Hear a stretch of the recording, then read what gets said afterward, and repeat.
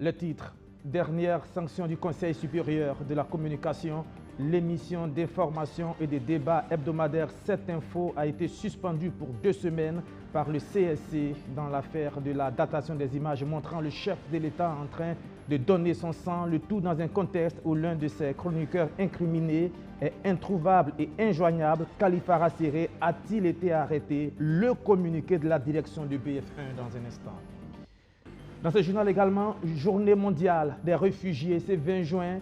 Ils sont plus de 40 000 installés sur le territoire burkinabé.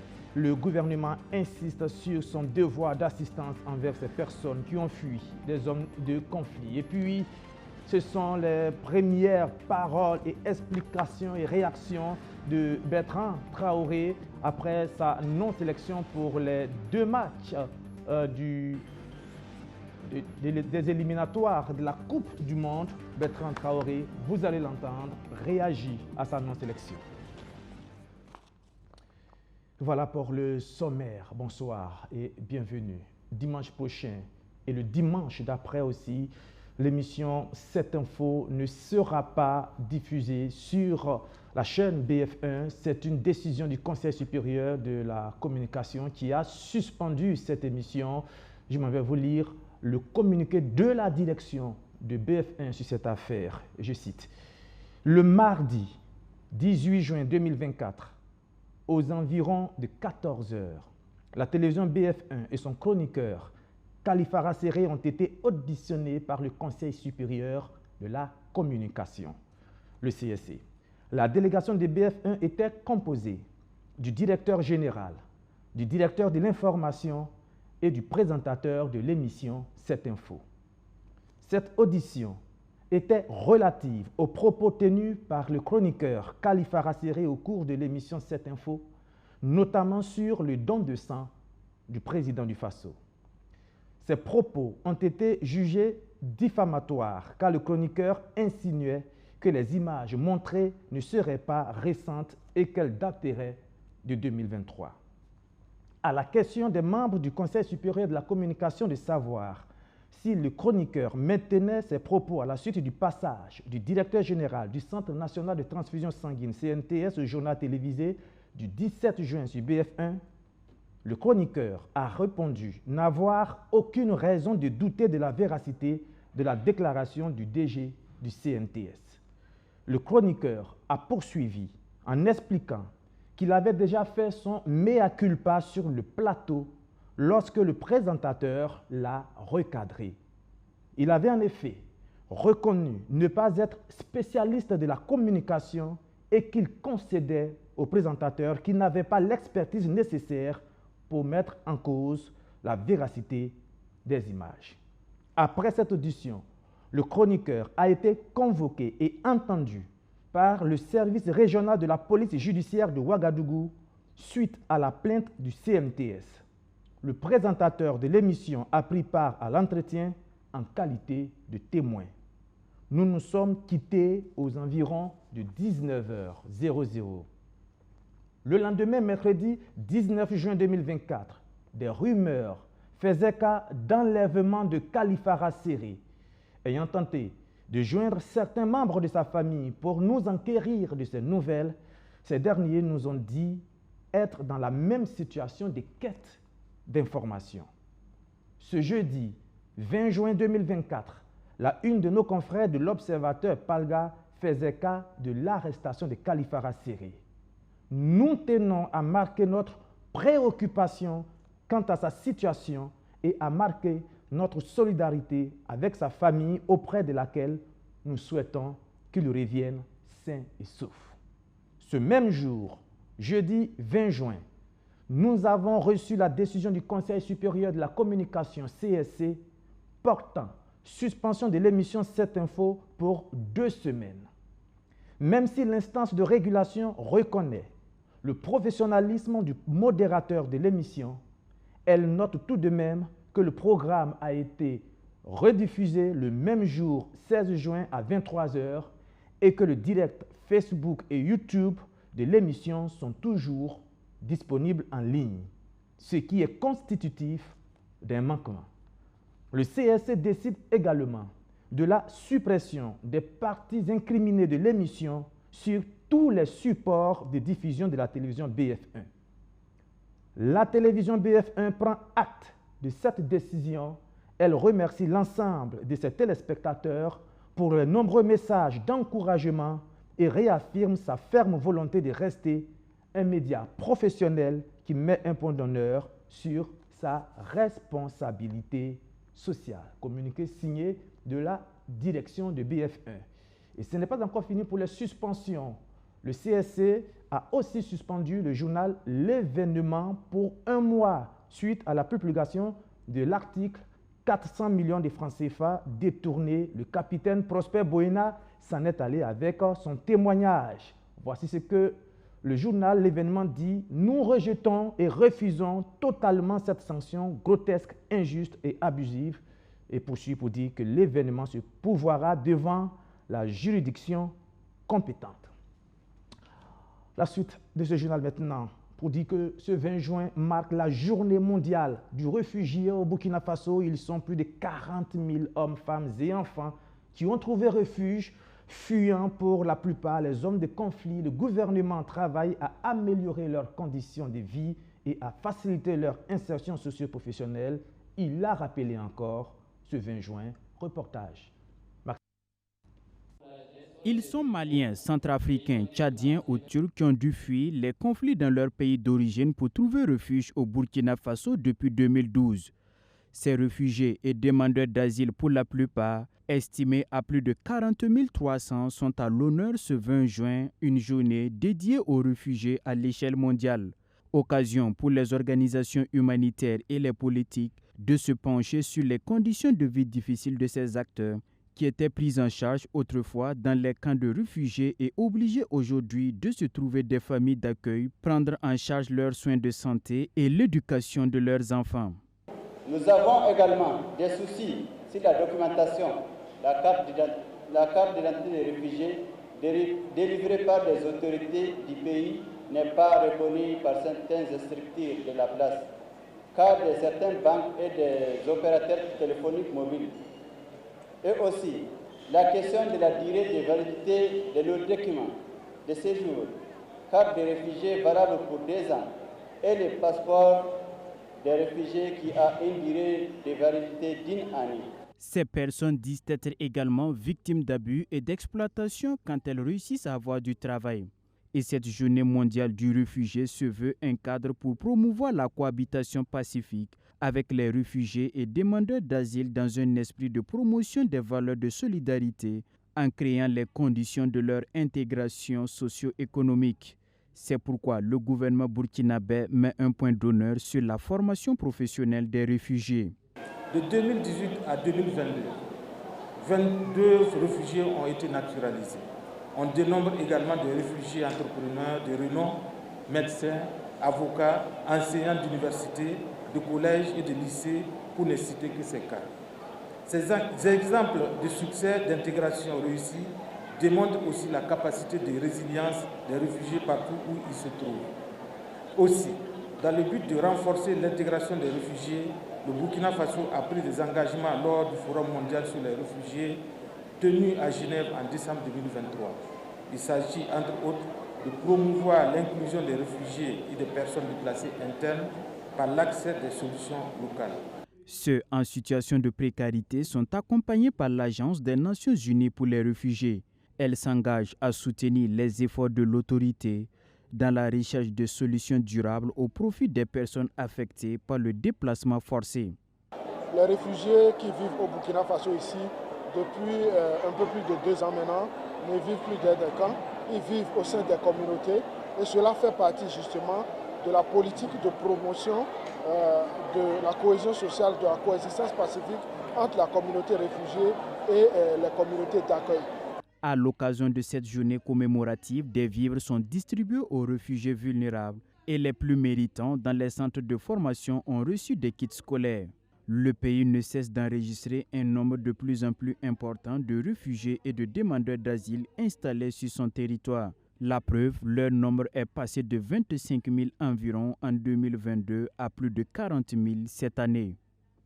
Et ces réfugiés peuvent aussi compter sur le Bureau des Nations Unies pour la coordination des affaires humanitaires, OCHA, au-delà de ses actions sur le terrain, eh bien, sensibilise également sur les principes humanitaires. À Waïgouya, les FDS ont été la première cible de sa nouvelle campagne qui a débuté hier. Le reportage de Luc Babelgem.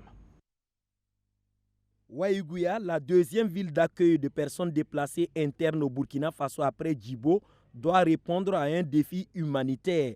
La prise en charge de ces personnes déplacées internes et des réfugiés nécessite le respect d'un certain nombre de principes dont ceux humanitaires font partie des plus importants. C'est ce principe de l'action humanitaire que OCHA, le Bureau des Nations Unies pour la coordination des actions humanitaires, veut rappeler au cours de cet atelier qui débute avec les forces de défense et de sécurité à Waïgouya, dans le chef-lieu de la région du Nord. Plus précisément, on voudrait renforcer justement les capacités des différents participants autour du fonctionnement du cadre SIMCORD, qui est en fait l'espace de dialogue entre les forces de défense et de sécurité et la communauté humanitaire.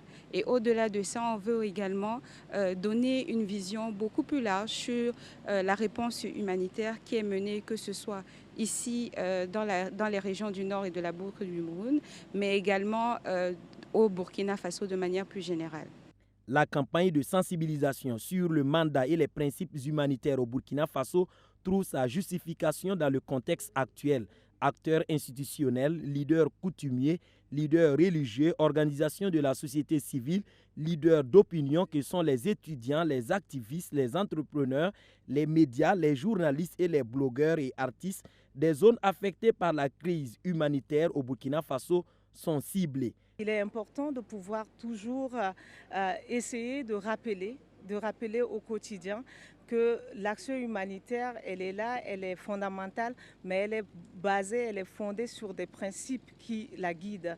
Et donc, c'est pas que l'action humanitaire au jour d'aujourd'hui n'est pas fondée sur ces principes-là, mais c'est une nécessité pour nous, au vu de la volatilité du contexte qui reste très dynamique, de pouvoir toujours le rappeler. Les autorités régionales apprécient l'initiative à sa juste valeur pour plusieurs raisons. Je tiens à préciser que la région du Nord occupe la 3e place en matière d'accueil de personnes déplacées internes dues à l'insécurité, après le Sahel et le Centre-Nord. Et la ville de Waïgouya seule occupe le 2e rang au niveau national en matière d'accueil de personnes déplacées internes, derrière la ville de Djibo. Et une telle réunion va porter fruit. Le respect des principes humanitaires favorise un accès humanitaire sûr et efficace, améliorant ainsi la réponse humanitaire au Burkina Faso. Le Conseil national du scoutisme catholique du Burkina Faso, lui, insiste sur l'impérieuse nécessité de promouvoir la tolérance et la coopération entre les différentes cultures et religions. Il a organisé ce qu'il a appelé un dialogue interculturel et interreligieux chez les jeunes du Burkina Faso. C'est un événement qui a réuni de nombreux jeunes scouts qui sont venus de plusieurs régions du Burkina. Stéphanie Bonkongo, Roméo Koeta. Le Conseil national du scoutisme catholique du Burkina Faso veut créer un rapprochement entre plusieurs cultures à cette rencontre baptisée « Dialogue interculturel et interreligieux » chez les jeunes au Burkina Faso. Il est surtout question de renforcer les capacités des jeunes à une culture de dialogue constructive, mais également leur donner des rudiments visant à promouvoir les valeurs de la tolérance, du respect et de la non-violence. C'est une initiative du Conseil national du scoutisme catholique du Burkina Faso. Alors, le projet est né suite au constat que nous avons fait de l'effritement du tissu social. Les scouts ont toujours été au cœur du développement de leurs différentes communautés respectives et nous nous sommes rendus compte que la différence, la diversité est une richesse pour nous. Nous pensons qu'en nous parlant franchement, nous nous découvrons nous-mêmes. Apprendre à connaître l'autre, c'est apprendre à se connaître soi-même et découvrir l'autre dans ce qu'il est, c'est comprendre qu'en réalité, nous pouvons tisser des ponts entre nous pour le bien de la communauté. Ces jeunes leaders venus de plusieurs confessions religieuses ont à l'idée d'être des facilitateurs du dialogue interculturel. C'est pourquoi ils saluent la tenue de ce dialogue interreligieux et promettent de jouer pleinement leur rôle d'ambassadeurs de la paix. Ce panel va nous permettre encore de pouvoir transmettre les informations qu'ils nous ont données pour qu'on puisse envoyer et être des agents de paix dans les confessions religieuses. Alors, c'est-à-dire que là où il y a les conflits interreligieux plutôt, il faut qu'on essaye de les réunir parce que nous sommes tous des Burkinabés. Le dialogue interculturel et interreligieux chez les jeunes au Burkina Faso est à sa première phase avec au moins 100 jeunes formés. Ces leaders religieux s'engagent à être des relais auprès de leur communauté, toujours pour promouvoir les valeurs de paix et de tolérance. L'Université Joseph Kizerbo de Ouagadougou a lancé hier son édition 2024 de ses doctorales, une innovation. Pour cette session, les meilleures présentations seront primées avec le prix Études et Inclusion. Plus de détails, Archimède Boy.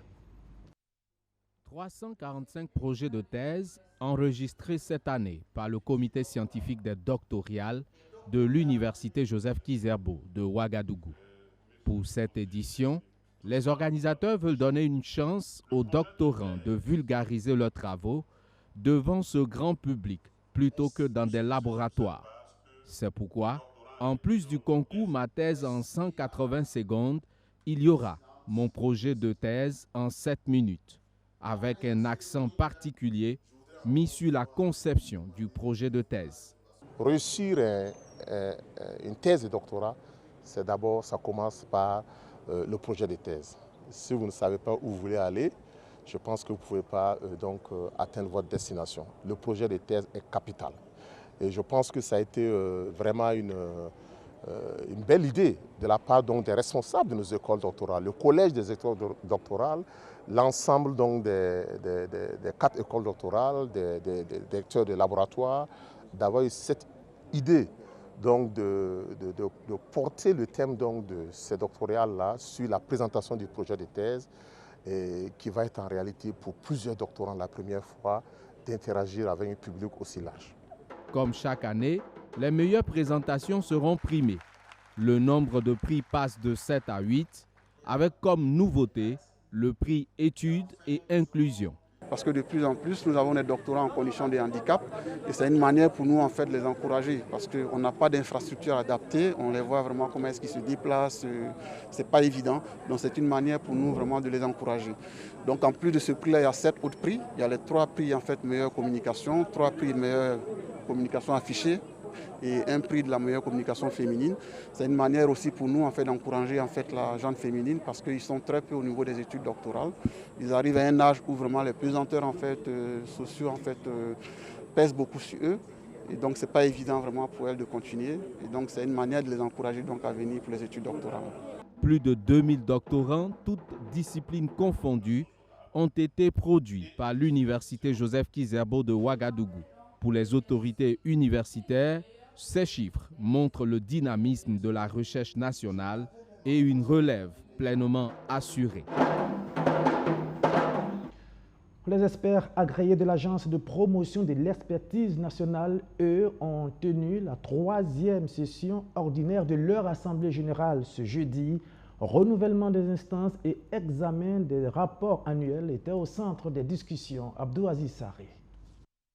Cette 3e session ordinaire de l'Agence de promotion de l'expertise nationale APN est l'occasion pour les experts agréés de plaider pour leur reconnaissance dans les distinctions honorifiques. Au nombre de 1200 environ, ces experts agréés estiment que depuis le début effectif du fonctionnement de l'APN en 2021, aucun d'entre eux n'a encore été décoré par la Grande Chancellerie. Une situation qu'ils souhaitent voir changer. Donc, il y a un besoin que ce corps-là soit bien reconnu et récompensé. Et ce qu'on ne dit pas, c'est que ceux qui sont les agréments de 1100 et quelques, en fait, si vous prenez les bureaux d'études qui sont très nombreux, ce sont des gens qui emploient parfois 20, 30, 50, 100 personnes. Et tous ces gens sont des experts qui sont là, qui n'ont pas de reconnaissance. Donc vraiment, on a besoin que cette reconnaissance-là soit reconnue pour pouvoir donc accompagner mieux le développement de notre pays, parce que nous puissions atteindre la souveraineté, donc on va dire de réflexion stratégique. Au-delà de la plaidoirie, cette troisième session ordinaire est également l'occasion pour les experts agréés de dresser le bilan de leurs activités. Un bilan jugé satisfaisant au regard des nombreuses actions menées pour une meilleure promotion de l'expertise nationale. Des actions comme le traitement de plus de 1500 demandes d'agrément, la digitalisation de l'ensemble des services de l'APN et la création de bases de données des experts agréés, entre autres. Je profite d'ailleurs pour féliciter le secrétaire exécutif qui a vraiment travaillé d'arrache-pied pour que nous puissions avoir dans ces délais-là. Donc nous sommes sur ce plan satisfaits. Maintenant, on va examiner pour les autres points, les activités, la gestion des comptes. L'Assemblée va examiner ça et voir si le travail a été bien fait, si les commissaires aux comptes ont été, ils ont certifié que la gestion a été très bonne. C'est ce que l'Assemblée générale va faire. En termes de perspective, l'Agence de promotion de l'expertise nationale envisage la relecture des textes le régissant, renouveler les membres de ces instances, puis poursuivre le renforcement des actions de visibilité des experts et de leurs produits. La Poste Burkina Faso et la douane renforcent leur collaboration. Elles ont signé une convention hier pour la facilitation, le suivi et le contrôle des envois postaux avec pour enjeu principal éviter que la Poste ne soit la porte d'entrée de certains produits prohibés au Burkina Faso. Arsène Konitamde pour plus de détails. Les douanes du Burkina Faso et la Poste BF renforcent leur collaboration par la signature de 2 documents. Une convention de partenariat dont l'objectif est de définir les conditions de collaboration pour la facilitation, le suivi et le contrôle des envois postaux et un protocole d'accord portant création du comité de contact La Poste BF douane burkinabé. Ce nouveau partenariat va faciliter la recherche des moyens et des méthodes en vue de simplifier et accélérer les formalités douanières. Donc à l'initiative, en tout cas, du DG de la douane, lors de sa visite de courtoisie, il a donc émis l'idée et puis nos équipes ont travaillé à la concrétiser. Donc ce matin, nous avons signé ces accords-là et ça nous permettra donc de travailler en étroite collaboration afin d'éviter que la Poste donc soit un point d'entrée ou en tout cas le ventre mou de la conformité par rapport aux stupéfiants, aux marchandises dangereuses, etc. Donc c'est vraiment un sentiment de fierté pour nous que la douane nous accompagne. En matière de criminalité, les pratiques évoluent et sont de plus en plus complexes. Les signatures de ce 19 juin vont permettre aux services douaniers d'être plus résilients afin de s'adapter avec efficacité. Il faut dire que les tendances en matière de criminalité évoluent. Il faut simplement s'adapter. C'est au regard de nouvelles tendances qu'on s'est dit qu'il est mieux de renforcer notre collaboration. Mais surtout l'avantage qu'on aura cette fois-ci, on a la possibilité d'automatiser l'analyse et la gestion des risques avec un logiciel dont la Poste va nous mettre à notre disposition. Cette convention et le protocole d'accord sont l'émanation du nouveau référentiel de coopération entre l'Union postale universelle et l'Organisation mondiale des douanes. On parle encore d'un autre partenariat, mais dans un tout autre registre, celui entre Safito et la Chambre nationale d'agriculture qui est en train de porter ses fruits. La Chambre régionale d'agriculture des Cascades a en effet remis symboliquement de l'engrais liquide aux producteurs de cette région. Une bonne nouvelle à l'orée de la saison agricole 2024-2025. Majid Bakouan nous explique tout. Des engrais liquides reçus ici par le gouverneur de la région des Cascades, des engrais destinés aux producteurs agricoles de la région, le GSR de la Chambre nationale d'agriculture, en collaboration avec la Safito. Ce geste s'inscrit dans le cadre du PROVEL, le programme de vulgarisation des engrais liquides. Alors, les engrais liquides sont une gamme des produits de Safito. C'est une gamme de produits dont on fait aujourd'hui la vulgarisation. Mais il faut dire que c'est depuis 2017 que nous avons travaillé sur cette gamme de produits. Et les résultats auxquels nous sommes parvenus, aussi bien avec l'INERA qu'avec l'UNPCD, donc en milieu réel, ont été probants et il faut quand même travailler à ce que nos vaillants producteurs puissent améliorer leur rendement. Et sur le coton, nous avons des rendements de 112%, sur la tomate 69% et sur du maïs 41%. Donc ce sont des rendements qui vont vraiment augmenter au niveau de nos vaillants producteurs. Ce don d'engrais est le fruit d'un protocole d'accord signé entre la SAFITO et la Chambre nationale d'agriculture en 2022. L'objectif de ce partenariat est de faciliter l'accès des engrais aux producteurs. Au niveau de la région des Cascades, il y a un mécanisme de distribution des intrants qui a été mis en place. Et nous travaillons en tandem avec la direction régionale de l'agriculture, des ressources animales et halieutiques. Alors pour notre région, nous avons reçu environ 26 000 litres. 26 000 litres, ça fait environ un peu plus de 1000 hectares que nous pouvons, qu'on peut utiliser pour vraiment l'utilisation de ce type d'engrais. Donc la sélection va se faire à travers le mécanisme qui existe et en association avec nos délégués au niveau de chaque département pour que les bénéficiaires qui seront véritablement identifiés puissent véritablement rentrer en possession de cet engrais. C'est un mot de remerciement. Je salue leur geste, je les remercie. Et j'ai transmis ça au DR, directeur régional en charge de l'agriculture, avec instruction de faire le dispatching pour que ça parvienne rapidement aux producteurs et que ça contribue à l'augmentation de la production agricole. Ce programme devra permettre de distribuer 112 litres d'engrais liquide. Il concerne 7000 hectares de production sur 5 régions du Burkina Faso. Pour une bonne utilisation des engrais liquides, la SAFITO a initié une formation au profit des encadreurs et des producteurs de la région des Cascades. Dans un tout autre registre, un concours d'art oratoire pour sensibiliser et interpeller sur les causes et les méfaits du diabète. C'est une initiative du Lions Club, district 403, A3, région 13, zone 132, Bobo, Solidarité. Eh bien, la finale a eu lieu ce week-end à la Maison de la Culture de Bobo du Lasso. Koukato Mayao, Sotuo, Justin Dabiré.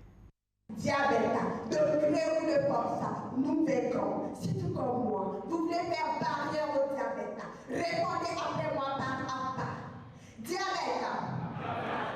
Samira Souri, candidate de Banfora et sacrée championne de la première édition du concours d'art oratoire sur le diabète organisé par le district 403 du Lions Club Bobo Solidarité. Elle a été désignée championne par le jury pour sa prestance, son éloquence et sa maîtrise du thème sur la sensibilisation sur le diabète. Elle est suivie de Cheikh Ouedraogo et de Kevin Sawadogo. Au-delà d'une sensibilisation, c'est également le moyen pour les autres de savoir de quoi est-ce qu'il s'agit réellement. Parce que de nos jours, le diabète est une maladie silencieuse et il faut faire du bruit pour pouvoir l'arrêter. Et c'est une cause noble, c'est une très grande fierté pour moi. Oui, je suis très satisfaite et cette victoire, je la dédie à mes amis, à tous ceux qui m'ont soutenue. Dans le contenu, comment est-ce que ils utilisent le sujet pour le rendre intéressant pour le public, comment est-ce qu'ils arrivent à nous convaincre avec les arguments. Dans la forme, c'est vraiment l'organisation. Est-ce que c'est bien structuré? Les gestuels qu'ils font leur permettent de captiver l'attention. Et aussi le langage, comme c'est en français que le concours se passe, il faut respecter les règles de grammaire, de syntaxe et aussi utiliser un langage qui est adapté au niveau du public. Ce concours d'expression orale sur le diabète entre dans le cadre des projets d'innovation du comité diabète du district 403 du Lions Club International. Une manière pour les organisateurs de sensibiliser autrement la population sur le diabète. Vous savez, dans notre monde, il faut trouver les méthodes qui impactent surtout pour sensibiliser. Et le diabète est un fléau qui, de nos jours, affecte des millions et des millions de personnes. Et voilà pourquoi nous avons essayé et surtout de choisir l'initiative d'un concours d'expression orale sur le diabète. Les candidats qui ont été entendus nous ont fait étalage de talents extraordinaires. Nous sommes passés par les émotions, par les dérisions, par les situations où chacun, autant qu'il était dans la salle, se retrouvait. Et ça, c'est fort appréciable. La finale de ce concours a regroupé 10 candidats, dont 4 de Ouagadougou, 4 de Bobo-Dioulasso et 2 de Banfora, sur un total de 35 candidats au départ. Les types de diabète, les causes et comment les éviter sont les thèmes développés par les différents candidats.